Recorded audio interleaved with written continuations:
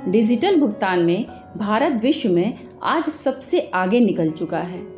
आप ये जानकर प्रसन्नता और आश्चर्य में डूबकर चौंक जाएंगे कि अमेरिका, चीन और यूरोप मिलकर रियल टाइम में जितना ऑनलाइन डिजिटल लेन देन करते हैं, भारत उससे कहीं ज़्यादा करता है। डिजिटल वॉलेट पेमेंट के क्षेत्र में भारत ने एक लंबी छलांग मारी है। आज हमारे देश में हर आदमी, जैसे मोची, रिक्शा चलाने वाला, सब्जी बेचने वाला, मजदूर आदि सभी डिजिटल वॉलेट का इस्तेमाल कर रहे हैं, जिसकी शुरुआत 2016 में हुई थी, लेकिन कुछ ही वर्षों में अब यह मोबाइल फ़ोन की तरह व्यापक हो गया है। भारत में निस्संदेह एक मौन डिजिटल क्रांति हो रही है और यह देश के कोने कोने और समाज के हर वर्ग तक पहुंच रही है। डिजिटल वॉलेट को ई वॉलेट या मोबाइल वॉलेट के रूप में भी जाना जाता है। ये एक बैंकिंग सॉफ्टवेयर एप्लीकेशन है जो उपयोगकर्ताओं की भुगतान जानकारी का सुरक्षित प्रबंध करता है।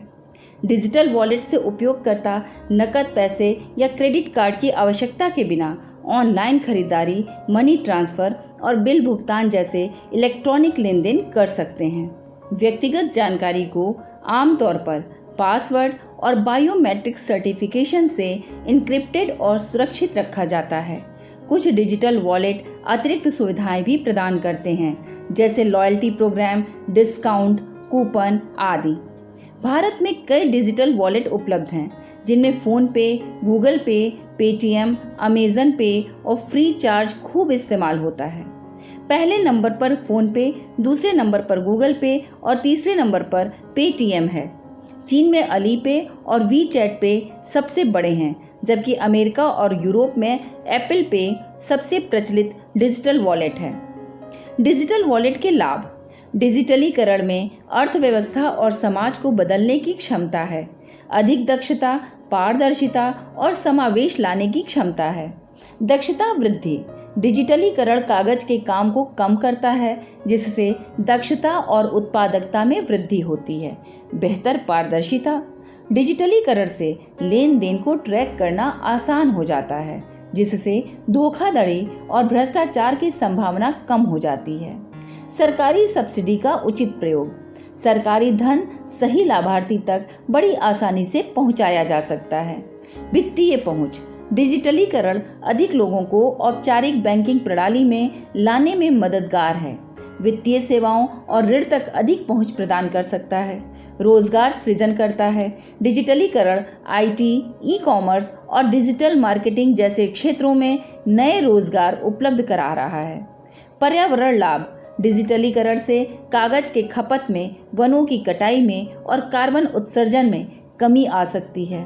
अमेरिका, चीन और यूरोप मिलकर रियल टाइम में जितना ऑनलाइन डिजिटल लेन देन करते हैं, भारत उससे अधिक करता है। अगर केवल सिर्फ डिजिटल वॉलेट के प्रतिदिन के इस्तेमाल की बात करें तो चीन फिलहाल भारत से आगे है। भारत में 35% लोग हर दिन डिजिटल वॉलेट का इस्तेमाल करते हैं, जबकि सप्ताह में एक बार इस्तेमाल करने वालों की संख्या 32% है। वहीं अमेरिका में केवल 6% लोग प्रतिदिन डिजिटल वॉलेट का इस्तेमाल करते हैं। भारत में 2022 में हर मिनट 17 लाख से ज़्यादा डिजिटल लेन देन हुए हैं। अकेले जनवरी 2023 में लगभग 12.98 लाख करोड़ रुपए का लेन देन किया गया है। जल्दी ही एक ऐसी पीढ़ी आएगी जिसने कैश को छुआ तक नहीं होगा। वे पूरी तरह कैशलेस जिंदगी गुजारेंगे। भारत की यूपीआई प्रणाली यूनाइटेड पेमेंट इंटरफेस में कई देशों ने दिलचस्पी दिखाई है। हाल ही भारत और सिंगापुर ने यूपीआई को लेकर एक समझौता किया है। आरबीआई के अनुसार 800 रुपये के लेन देन पर 2 रुपये का खर्च आता है। सामान्य ग्राहक को लेन देन में कोई शुल्क नहीं देना पड़ेगा।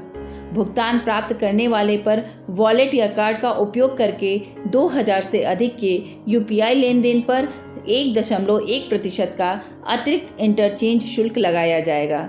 सरल शब्दों में कहें तो ये शुल्क तब लागू होगा जब ग्राहक के पास किसी विशेष कंपनी का वॉलेट हो और किसी दूसरे वॉलेट वाले व्यक्ति को भुगतान कर रहा हो। यूपीआई लेन देन की संख्या देखते हुए धोखाधड़ी की घटनाएं बेहद कम हैं उपभोक्ताओं के डाटा और भुगतान सेवाओं की सुरक्षा के लिए उचित सुरक्षा की सारी जिम्मेदारी भुगतान कंपनी की है। नेशन बिल्डिंग प्रोडक्ट्स चैनल को यदि आप राष्ट्र निर्माण हेतु उपयुक्त पाएं तो लाइक और सब्सक्राइब करें।